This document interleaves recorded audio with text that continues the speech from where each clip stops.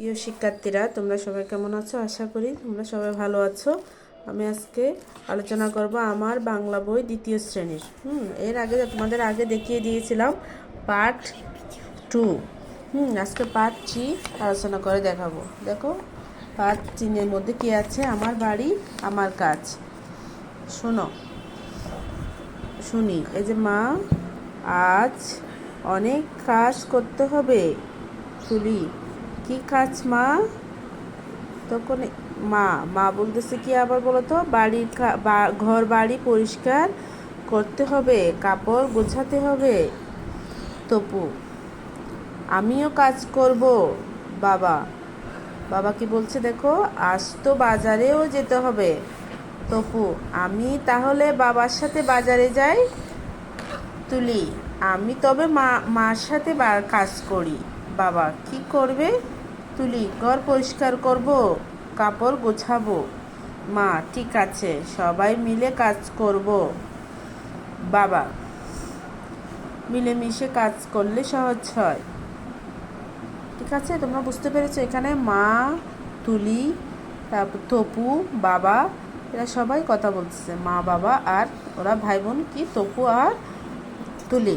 ঠিক আছে, আবার দেখো বলি, এই যে এখানে আছে, এই যে বাবা, মা, তপু আর তুলি। ঠিক আছে, এই যে দেখতে পেয়েছো?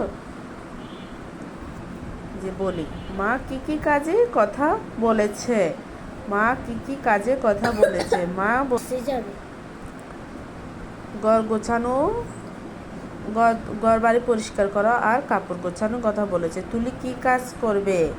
তুলি ঘর পরিষ্কার করবে, কাপড় গোছাবে। ঠিক আছে, তপু কি কাজ করতে চাইলো? তপু বাবার সাথে বাজারে যেতে চাইলো। এই পাঠ থেকে আমরা কি শিখলাম? মিলেমিশে কাজ করলে সহজ হয়। দেখো, সঠিকভাবে বলি। আমি ভাত খাই, তুমি বই পড়ো। সে বলল খেলবো।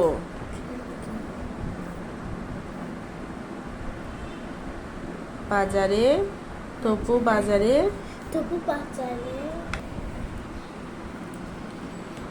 সে বল খেলে।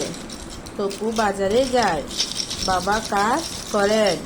দেখতে পেয়েছো? এই যে ঠিকভাবে বলি, এটাও পড়িয়ে দিয়েছি। আজকে পার্ট 3, আমার বাড়ি আমার কাজ, এগুলো আলোচনা করলাম। ঠিক আছে, তোমরা বুঝতে পেরেছো তো শিক্ষার্থী?